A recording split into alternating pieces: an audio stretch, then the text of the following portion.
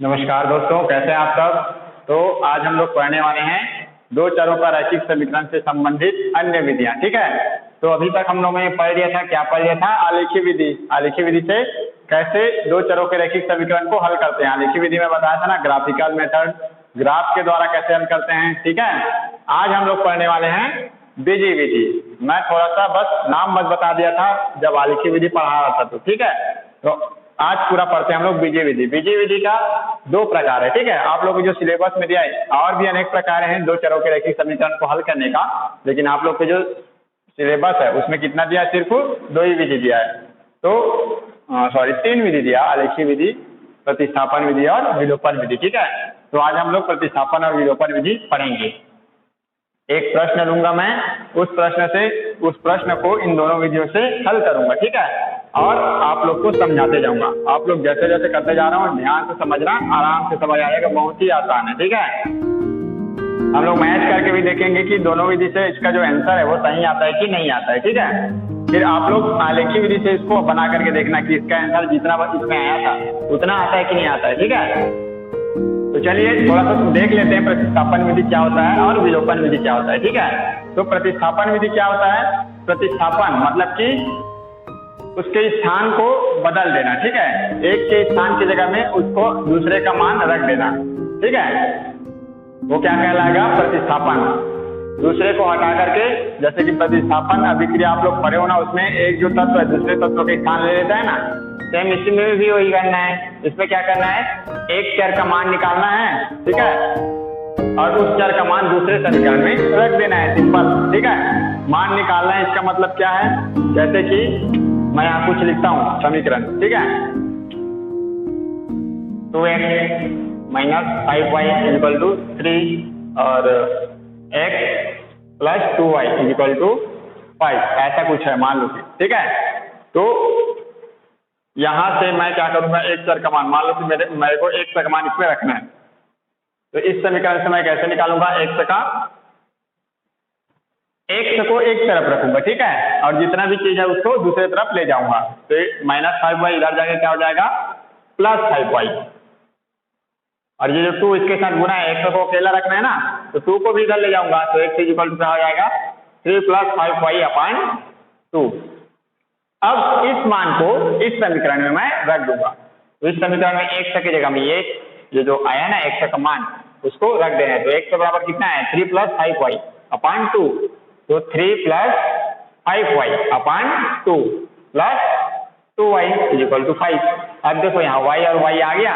अब इसको हम लोग आसानी से पक्षांतर करके y का मान निकाल सकते हैं। ठीक है, लेकिन इसमें डायरेक्ट ही हम लोग नहीं निकाल पाते। तो ये हो गया हमारा प्रतिस्थापन विधि। ठीक है, यहाँ से हम लोग कैसे ऐसा लघुत्तम लेके हल कर सकते हो आप लोग ऐसे, 3 प्लस 5y और 2 दूनी 4y और 5 4 9y और 2 इधर भाग, इधर जाके क्या हो जाएगा? गुना। तो 5 दूनी 10, 9y इक्वल टू 10 और ये ऋण 3, 9y बराबर 7, y बराबर क्या हो जाएगा? 7/9।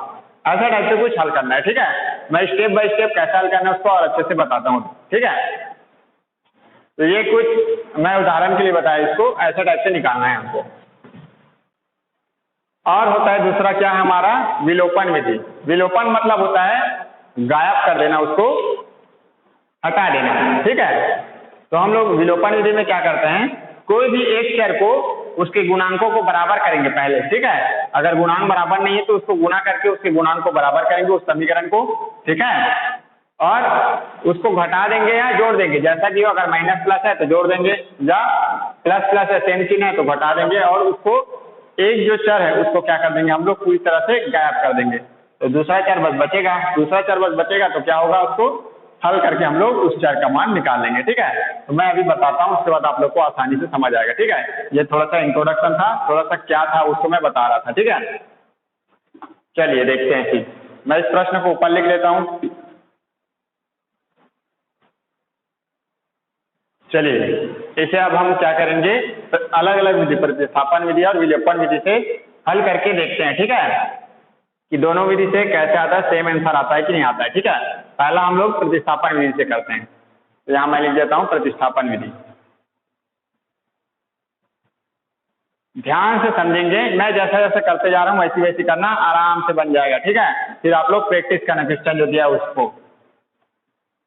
पहले तो हम लोग सिंपल क्वेश्चन देख लेते हैं, ठीक है। उसके बाद आप लोग के बुक में जो कहानी बना करके दिया है ना प्रश्न, ये बालसी प्रश्न बोलते हैं उसको, ठीक है, उस प्रश्न को भी हल करना है। ठीक है, तो ये अगर समझ आ गया तो आप लोग को तो समीकरण बनाना आ ही जाता है।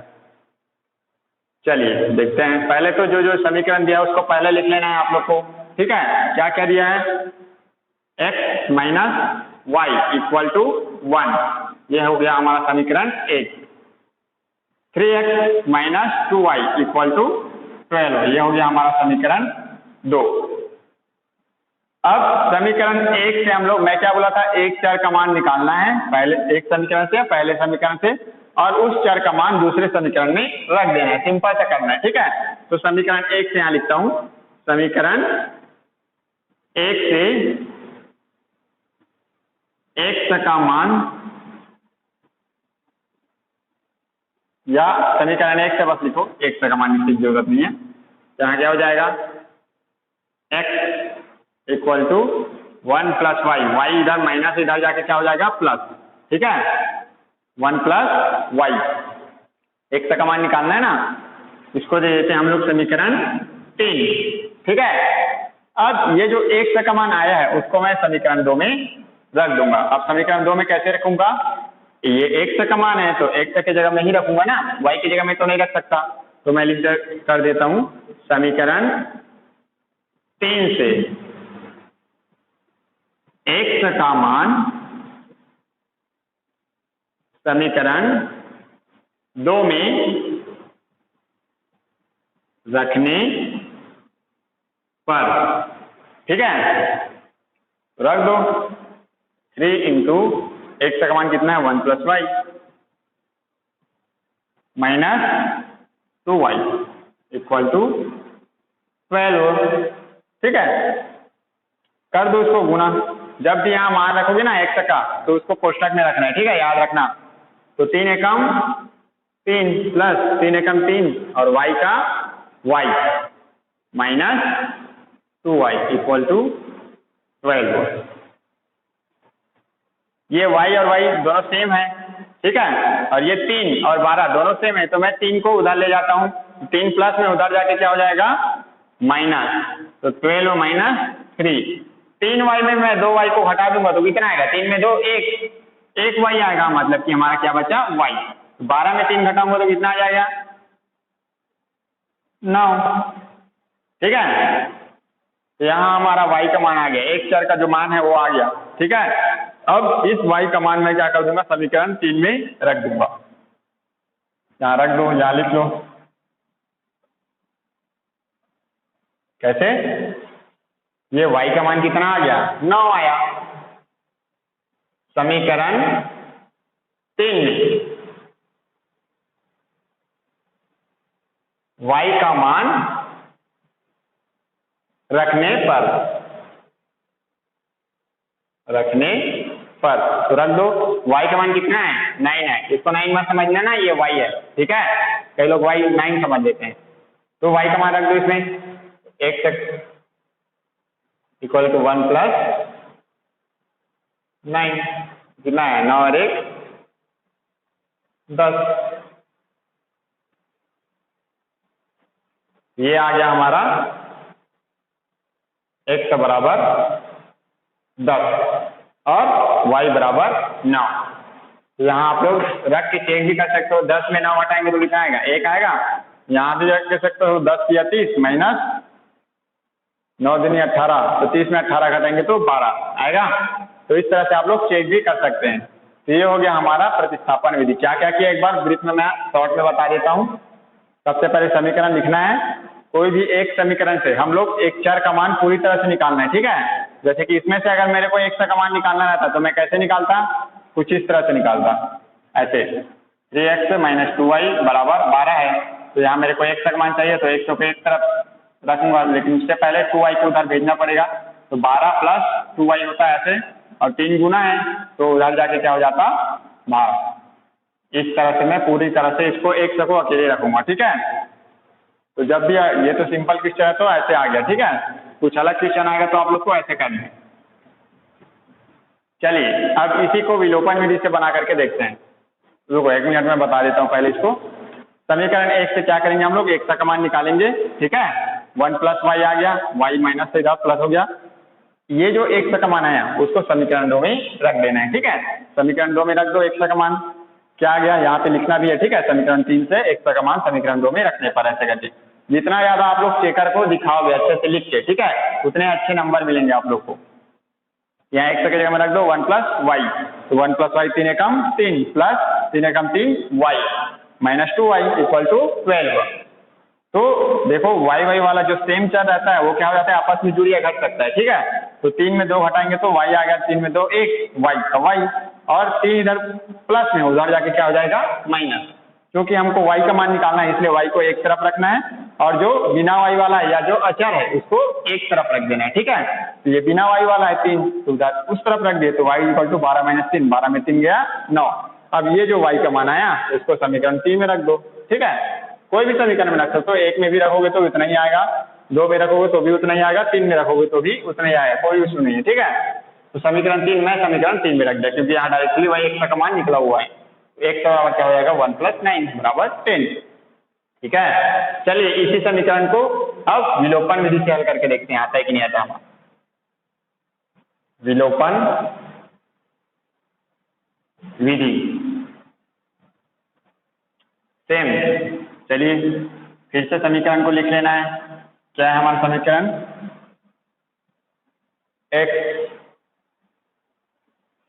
यहाँ पे मैं -1 था, मैं +1 से बता दिया, ठीक है। आप लोग थोड़ा सा करेक्शन कर लीजिएगा, इसको +1 ही रखना है, ठीक है। +1 के रूप, अब मैं यहाँ भी +1 लिख के ही बता रहा हूँ, मैं उसको देख नहीं पाया। x - y = 1, 3x - 2y = 12, ठीक है। चलिए अब इसको विलोपन विधि से हल करते हैं। विलोपन विधि में बताया था गायब करना है, एक जो चर है उसको क्या करना है, गायब करना है।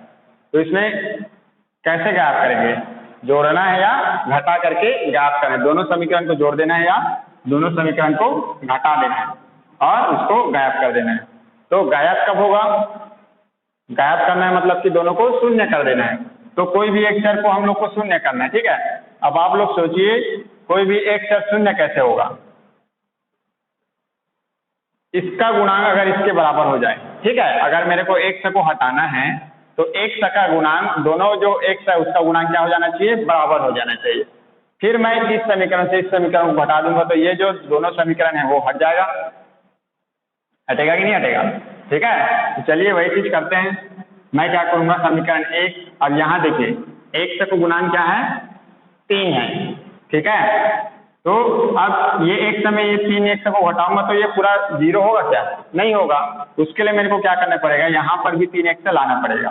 तो 3x मैं कैसे लाऊंगा, अब ये जो समीकरण है उसको मैं क्या कर दूंगा, 3 से गुना कर दूंगा, ठीक है।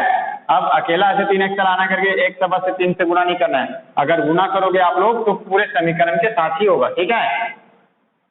चलिए तो समीकरण 1 को 3 से गुना करने पर, ठीक है, समीकरण 1 को 3 से गुना कर दो तो क्या हो जाएगा, ऐसा कुछ आ जाएगा x - y, या समीकरण 3 के दोनों पक्षों को ऐसे लिख सकते हो, ठीक है। समीकरण 3 मतलब कि ऐसे यही है, दोनों पक्षों को भी बोल सकते हैं या एक तरफ, ठीक है। कर दो 3x - 3y = पूरे के साथ है 3 एकम 3, दोनों पक्षों को गुना करने पर या समीकरण 3 को गुना करने पर, मतलब वही है, ठीक है। कंफ्यूज नहीं होना सर आप कैसे बराबर के ऊपर गुना कर दिए, ऐसा नहीं, ठीक है। इसका मतलब है मैं दोनों पक्षों में 3 से गुना किया, ठीक है। ये आ गया हमारा समीकरण 3। अब देखिए यहाँ पर भी x का गुणांक 3 आ गया, यहाँ पर भी x का गुणांक 3 आ गया। अब मैं समीकरण 2 में 3 को घटा देता हूँ या 3 में 2 को घटा देता हूँ, ये जो x है और x क्या हो जाएगा, कट जाएगा, 0 हो जाएगा, ठीक है। चलिए घटा दीजिए, समीकरण 2 ऋण 3 करने पर। आप लोग लिख सकते हो समीकरण 2 में 3 को घटाने पर, तो घटा दीजिए। इधर बताता हूँ मैं। तो समीकरण जो 2 है वो क्या है, 3x minus 2y equal to 12। समीकरण 3 क्या है, 3x minus 3y equal to 3। इस समीकरण में इसको घटाएंगे तो क्या हो, नीचे वाला माइनस हो जाएगा, माइनस है तो प्लस हो जाएगा, ये प्लस है तो माइनस। ये 3x में 3x से घटाएंगे तो शून्य, माइनस 2y प्लस 3y, बड़ी संख्या जिसमें है प्लस में है तो क्या आएगा, आंसर हमारा प्लस से आएगा। तो 3 में 2 घटाएंगे तो 1 और y का y, तो प्लस y इक्वल टू 12 में 3 घटाएंगे तो कितना आएगा, 9। देखिए हमारा y का मान कितना आ गया, 9। यहाँ भी आया था y का मान 9। इस y के मान को हम लोग किसमें रख देंगे, समीकरण, कोई भी समीकरण में रख दो, समीकरण 1 में रख दो, ठीक है। समीकरण 1 में y का मान रखने पर, तो रखिए x minus 9 equal to 1, minus 9 इधर जाके क्या हो जाएगा, प्लस 9, तो 1 प्लस 9, 9 और 1 10, x बराबर 10। तो इस तरह से हमको प्रतिस्थापन विधि और विलोपन विधि से हल करना है, ठीक है। मेरे ख्याल से आप लोग को समझ आ गया होगा। प्रतिस्थापन विधि में एक चर का मान मतलब x या y का मान निकाल के दूसरे समीकरण में रख देना है और उसको हल कर लेना है, ठीक है। विलोपन विधि में क्या करना है, अगर गुणांक सेम है, ठीक है, तो उसको जोड़ या घटा करके हम लोग एक को 0 कर लेंगे, घटा देंगे जैसे यहाँ घटा है, ठीक है। और अगर गुणांक सेम नहीं है तो एक के गुणांक को दूसरे समीकरण के गुणांक के बराबर कर देंगे, एक चर के गुणांक को, ठीक है, और उसको माइनस या प्लस करके हटा देंगे जैसे यहाँ किए। कैसे किए, यहाँ x था, यहाँ 3x था, तो अगर यहाँ 3x आ जाएगा तो हम लोग इसमें से इसको हटा करके क्या कर लेंगे, गुणांक को हटा देना, गुणांक सेम करके क्या कर देंगे, इसको हटा सकते हैं, विलोपित कर सकते हैं, ठीक है। तो यहाँ वैसे ही किए हम लोग। तो वैसे ही करके आप लोग दूसरे समीकरण मतलब कि अगर गुणांक बराबर है, ठीक है, तब तो ठीक है, और गुणांक बराबर नहीं है तो इसको क्या कर लेंगे, हम लोग गुणा कर लेंगे जो नीचे में गुणांक है उससे। यहाँ 3 है तो यहाँ 3 से गुणा कर देंगे, यहाँ 4 है तो 4 से। जैसे कि हमको y को हटाना रहता तो क्या करते, यहाँ 2 से गुणा करते, और मतलब कि ये समीकरण को 2 से गुणा करते और फिर इस समीकरण में इस समीकरण को हटाते तो y हट जाता, फिर x का मान पहले निकल जाता हमारा, ठीक है। तो इस तरह से समीकरण विलोपन विधि और प्रतिस्थापन विधि को हल करना है, ठीक है। तो मेरे ख्याल से आप लोग को समझ आ गया होगा विलोपन विधि और प्रतिस्थापन विधि, ठीक है। अगले वीडियो में मैं कुछ क्वेश्चन लेके आऊंगा और विलोपन विधि और प्रतिस्थापन विधि से कैसे सॉल्व करने उसको मैं बताऊंगा, ठीक है। प्रश्न कैसे आएंगे, कोई प्रश्न दे दिया रहेगा उसको आप लोग को या तो दिया रहेगा, नाम लिख के दे दिया, प्रतिस्थापन विधि से हल कीजिए तो प्रतिस्थापन विधि से करना है, आलेखीय विधि से कीजिए तो आलेखीय विधि से करना है, और विलोपन विधि से दे दिया तो विलोपन विधि से करना है, ठीक है। और अगर कुछ नाम नहीं दिया तो आपकी मर्जी, आप जिस विधि से हल करना चाहें कर सकते हैं, ठीक है। तो वीडियो अच्छा लगा हो तो लाइक कीजिए, शेयर कीजिए। Thank you.